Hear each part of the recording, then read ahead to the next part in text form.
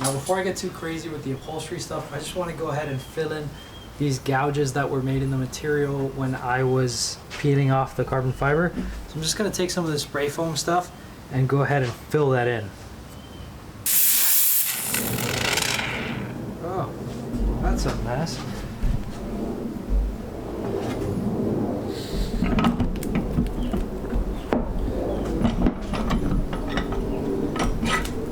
I haven't messed with this stuff in years.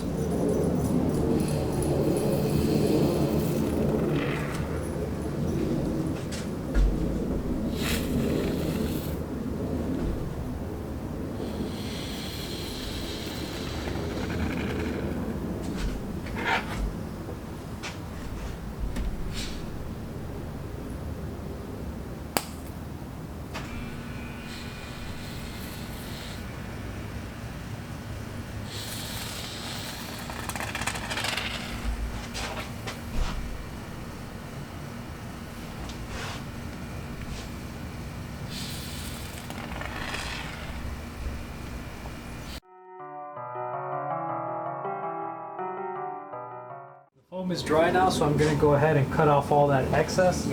Just leave what I need.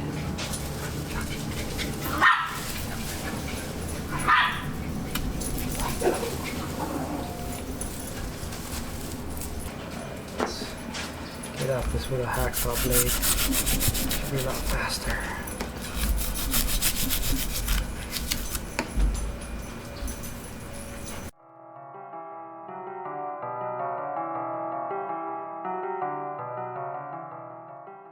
One thing I gotta say is this spray foam stuff, it did a decent job in filling the cracks.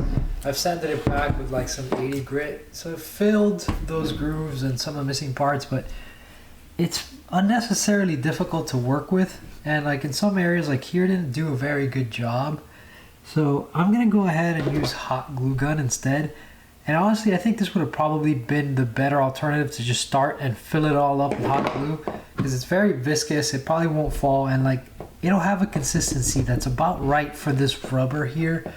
This has like a tough rubberiness that I think the hot glue gun will actually match pretty decently.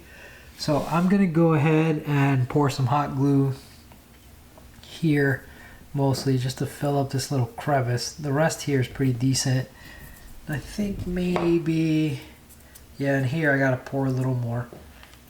But once I do that, this will be pretty even, and I can just leather wrap it, not worry too much about it. Probably add a little bit around here too, just because.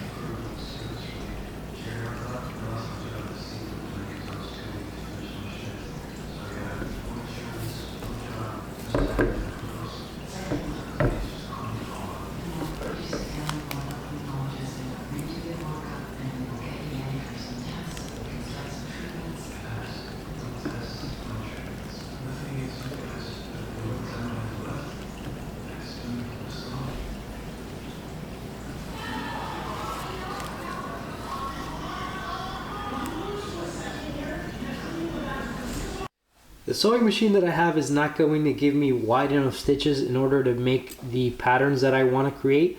So what I decided is I'm just going to go ahead and do a baseball stitch on this. Now, in order to do that, you want to pre-perforate your leather because there's no way you're going to be poking a hole every single time as you do this. You'll destroy your fingers. So what I've done in order to make this easy is I took a very thin nail, right, and a hammer, and I went all around backside of this where I marked all my holes and just put the nail right through the leather. Bam. Right? That's why you see all these holes here. That gives me the perforations that I need, and now I can get my needle through. But before I start stitching, one thing that I want to do is I want to make sure that I can match up the stitches on both sides, because this is going to come over and these stitches are going to meet each other on top of the wheel. So what I've done is I've gone ahead and counted out the same number of holes from side to side, and I've marked them, right? So I started here from the beginning in the inside curve and then counted out and made sure that they were the same.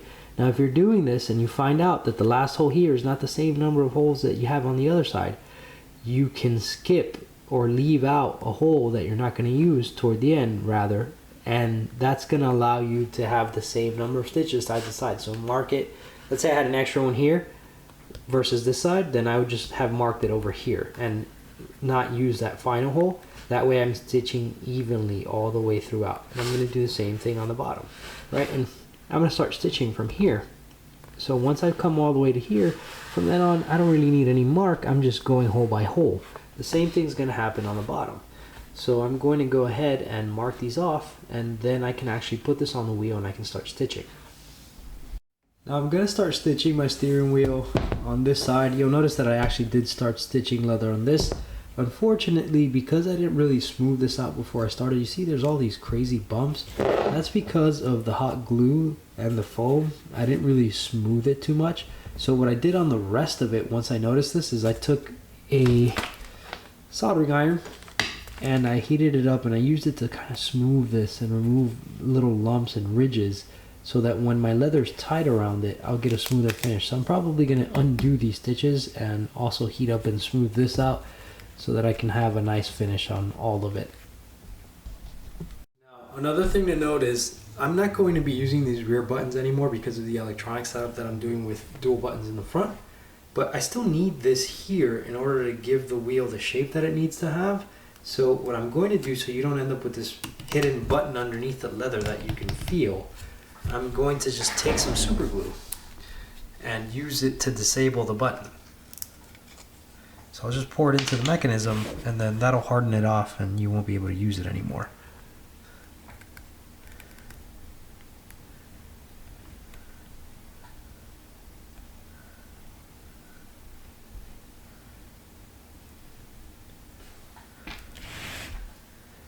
Another little random trick. Now when you're upholstering, you don't want to be pulling this needle through here and having this fat knot at the end of it, making it hard to get the needle past the holes. So what you do, in my case, this is a little technique I came up with, is I twist this here and I add a little drop of super glue, and then I just hold it until it dries. Then the string is glued to itself and you have a nice thin string that just passes through the holes without much resistance. I do the very same thing at the opposite end, and when I tie my knot, I put super glue on it so that that knot doesn't come undone no matter what happens. I'm going to start my stitching back here by these two silver dots. Just going to line them up, right? And I'm going to stitch them together, but I'm going to start one needle from there, one needle from there, and wrap around through the same hole. Just basically one through here and one through there, and create a dual line here that's going to stitch this together and hold it. Did the same thing on the opposite side. So let me grab my needle here.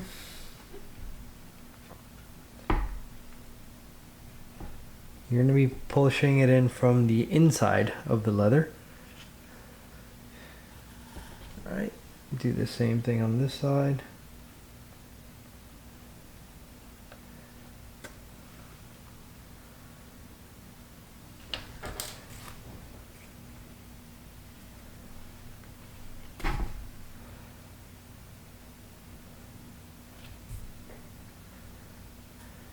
I'll come through here with this one. Bring it down. And go through the other side with the other one.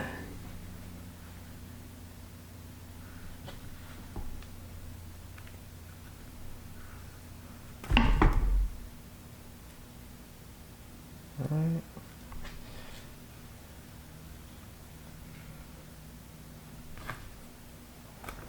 Then just pull this thing together.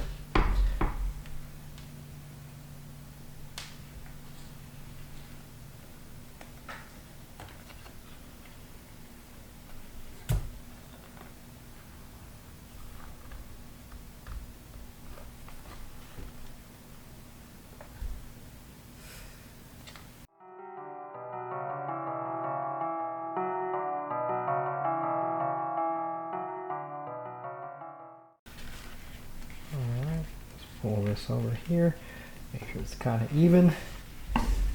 Then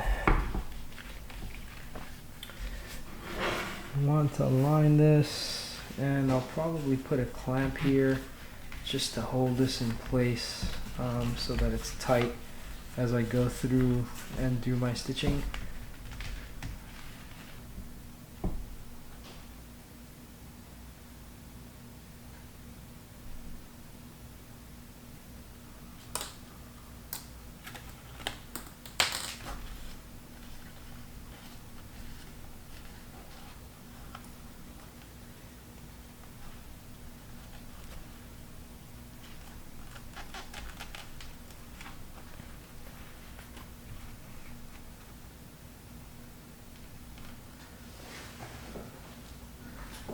Alright, so basically you're going to unite your needles in the center, you come out and you go in through the outside, right? Back to the center, out, through the outside, over and over like that, but you're switching the side that the needle goes to.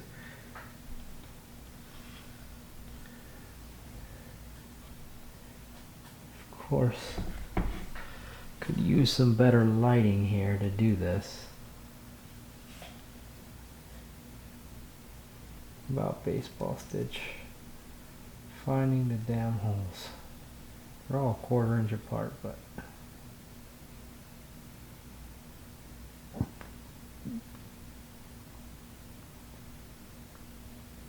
alright, there's one. Find the one on the back side, but basically you'll be doing this and swapping needles and doing this.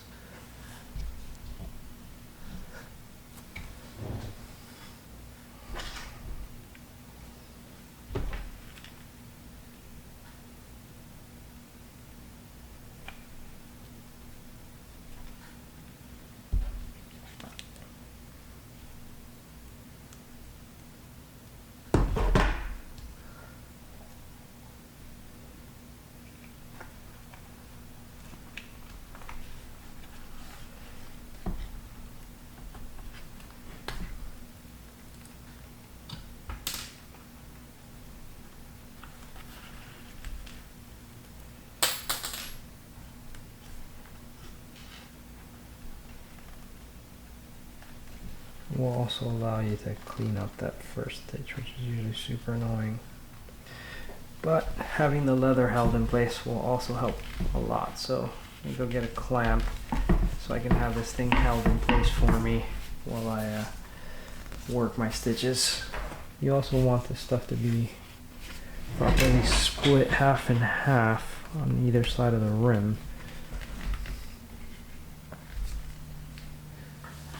In order to get your baseball stitch right, you're going to want to have some kind of tension on the opposite side pulling this down. So you see I've got this wood clamp here. It's just holding the other side so that this can tighten over this spoke and give me the stitch pattern that I want. Now, a cool check to know that your stitching is going on track, right, is going in the right sequence and you haven't skipped any seams, any holes, is to check where you marked with the marker on one side. I'm through it now, right? If I check on the opposite side, I'm also through where I marked with my marker. So that tells me that I'm following the correct pattern and I'm not skipping any stitches. Now I'm in a very crucial juncture, and that's an inside corner. You want to make sure to relieve tension on this side now so that you can tug this and make sure that it seals up real nice. As I do my next few seams, the leather is now wrapping around the rim, and that'll give me the tension that I need, and I won't actually need the wood clamp. However, once I'm done here and I start on the other side, right, this is gonna tug and come together, and no wood clamp will be needed again. Now, as I come and start stitching on the actual rim of the wheel, let's say I come to a point where I messed up with my calculations and my leather won't meet when I pull the stitches together. I can take a wood clamp, not this quick sprung one, but rather like the ones you use to clamp down pieces of wood while you're gluing, right? Like my Bessie clamps, and I can use that to squeeze the rim and put pressure on it, which will then allow me to stitch this nice and together, right? And once I'm past the point where it wasn't coming together, I can release the clamp and that will stay nice and tight. But you want to stitch a good ways away from that point if you run into that situation. So let's just keep doing this stitch here. So find my next hole. Using a flashlight is helpful so that you can see it.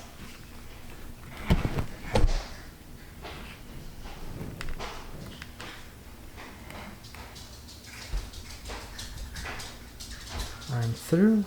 And I can come here and pull this.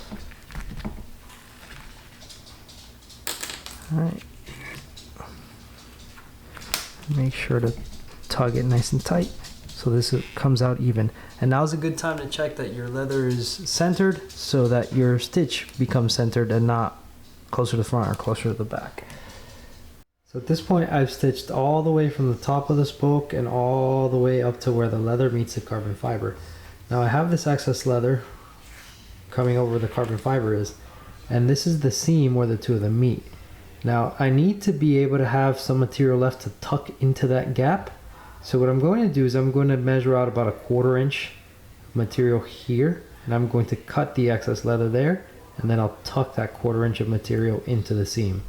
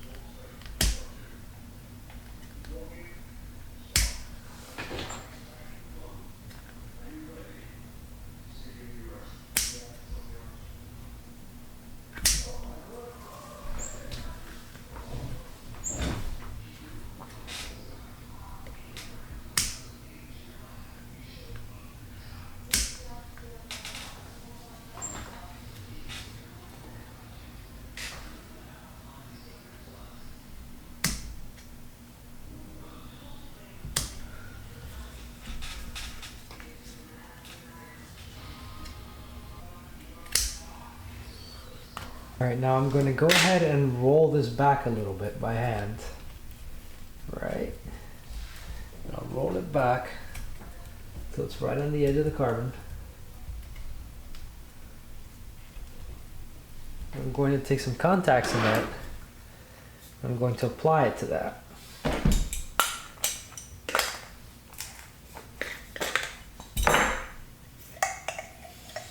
Just to light them out, you don't want to drip onto your main body of leather.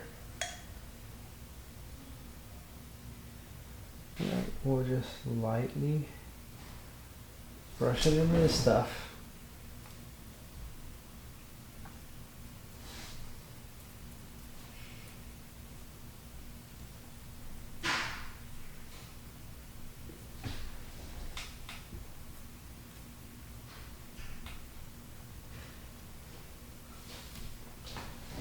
So let that hang out till it gets tacky.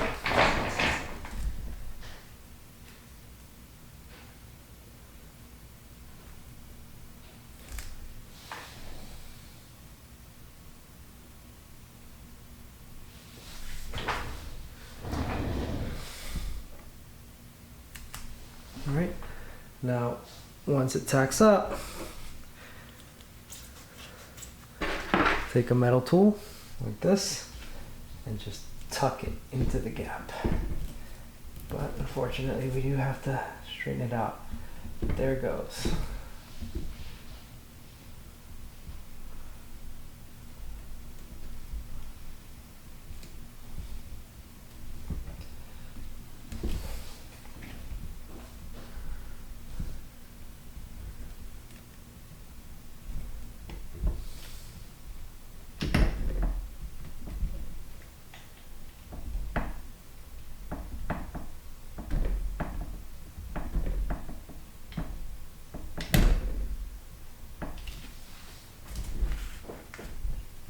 So now I know for the others, I'll probably leave less extra material on the end, just so that it's easier to tuck. Alright, I've gone around this thing with an X-Acto knife, so we're going to try taking another stab at this. Cut it a lot shorter this time around. We'll add a little more contact cement, let it set so it's tacky, and then we'll try tucking it in one more time.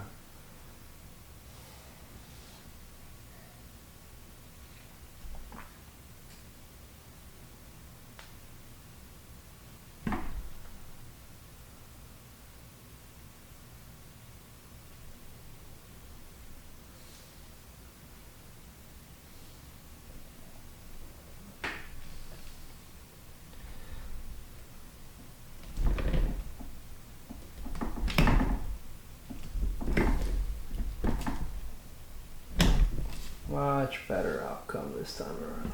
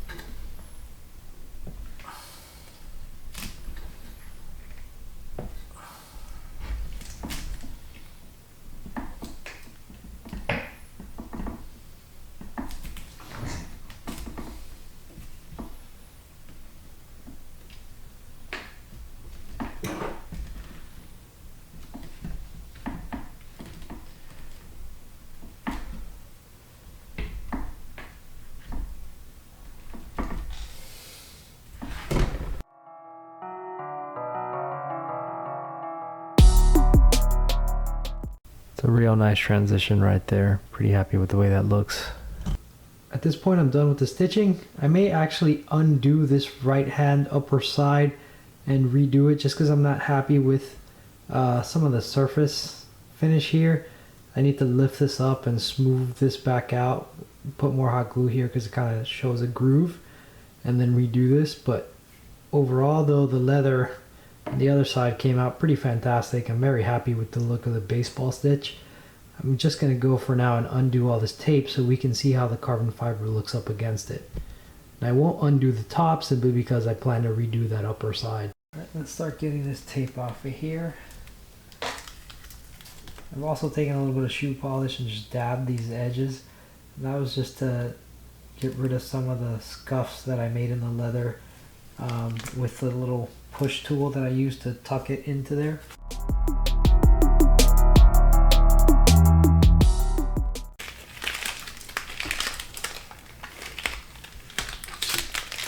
Man, look at that. Gotta say the contrast between the leather and the carbon fiber is excellent.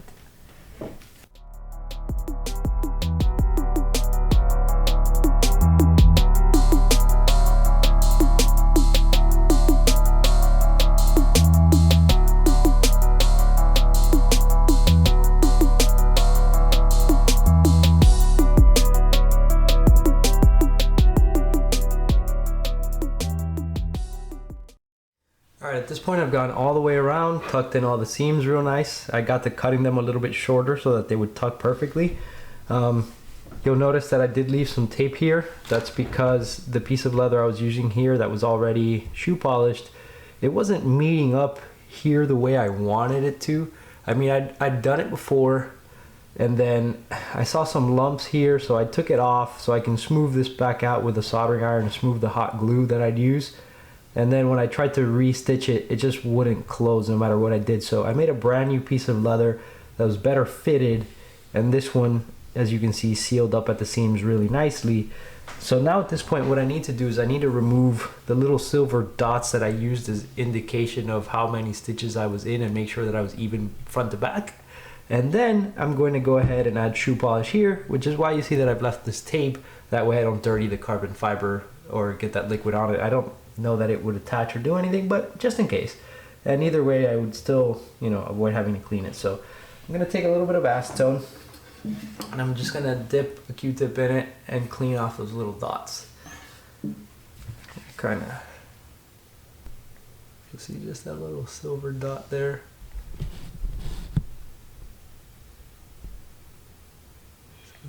The acetone will allow you to remove permanent markers, so that little silver dot will be gone.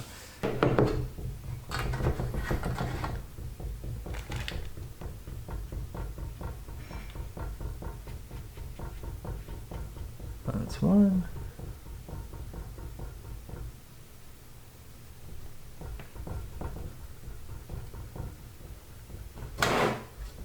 Set another.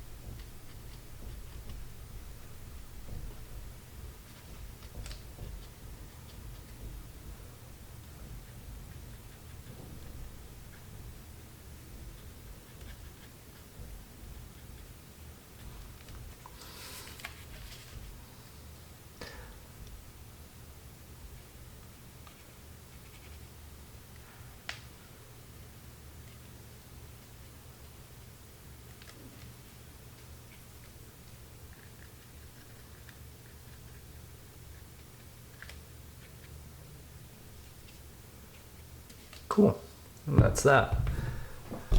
I'll take my shoe polish and go around this side, make it match the other.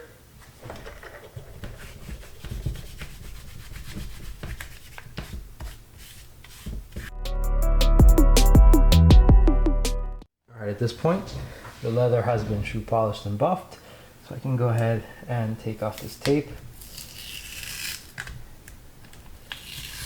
You can get a view of what the final product will look like.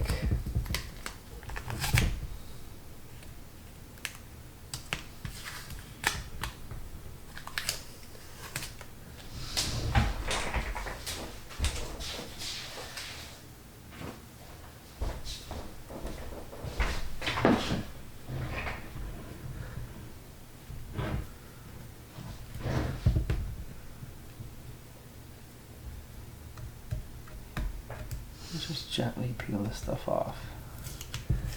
Being careful not to damage anything as it comes apart.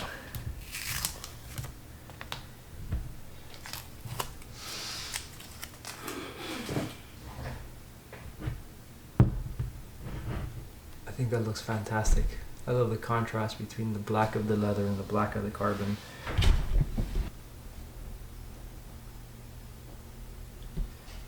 Alright, at this stage, I've just got to make my cutouts so that I can install my buttons and glue that stuff down, and then this is going to be ready for use in the truck, of course, I do have to wrap the buttons in carbon fiber and finish the electronic component of it, but I'm really happy with the way this came out and the way that it's looking.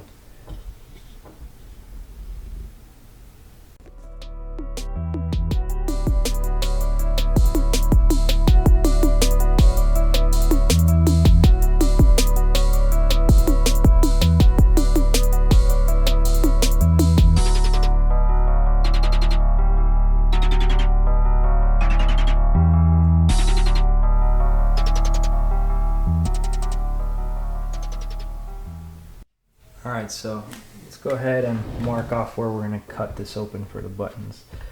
So we kind of just want it to be able to fold and tuck into the button area, right? So we want to probably leave, this is the edge, I want to leave some excess, like more than 1/4 inch of material for now.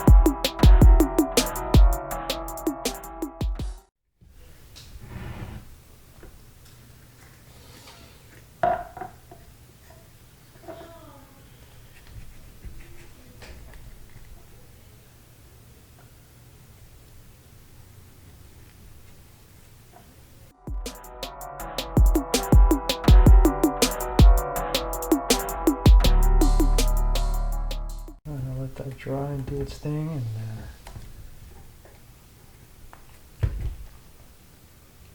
and come back later. Let's rebuild the back. Obviously I'm doing this so that it does not touch the carbon fiber against the table. I don't want to risk scratching it.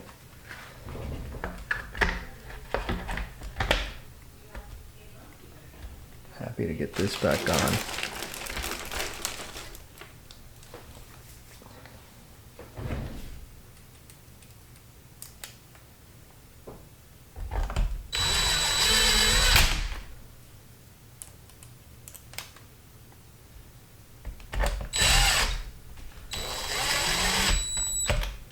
Alright.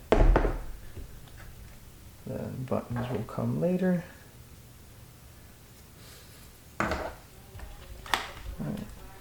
And that will allow me to finish this thing off, but these back buttons are getting eliminated.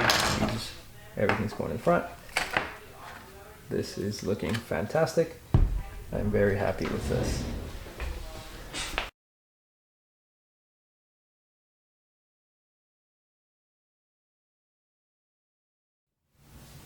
So here we have the completed steering wheel. As you can see, the carbon fiber is done, the leather's done. I've even glued down where the leather interfaces with the button housings. Now in the background, I've gone ahead and carbon fiber wrapped a few of my button housings. All right, so I've got a couple of those right here that are ready to rock. And I've also modified some of the rear ones. So these are the rear carbon buttons, or what used to be buttons really, because as you remember I super glued the button and now I've wrapped it over in carbon fiber because both buttons are going to be in the front now. So this is really just a trim piece at this point. So I'm going to go ahead and just install these so you guys know what it looks like.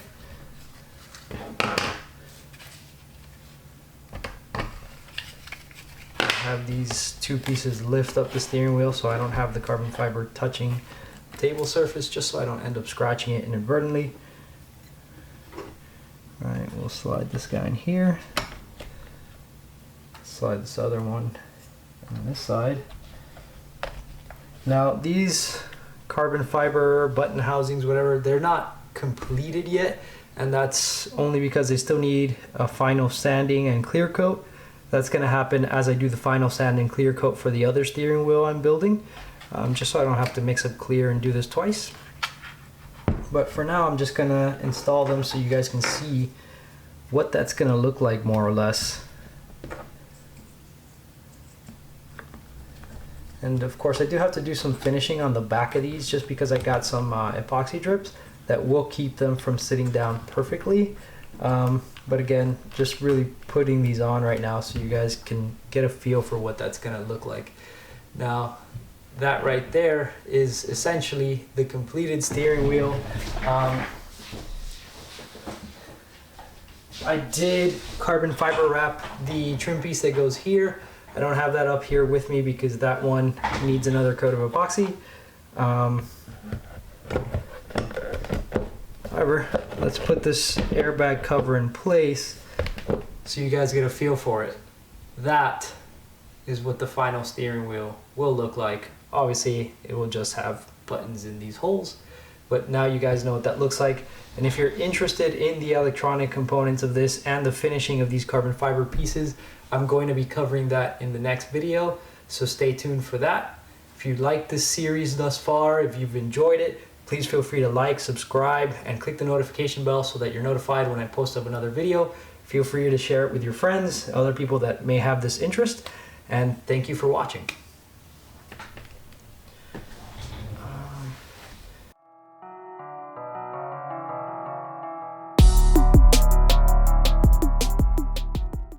That's looking good. On the next video, you guys will see the carbon fiber trim that goes here for the airbag cover.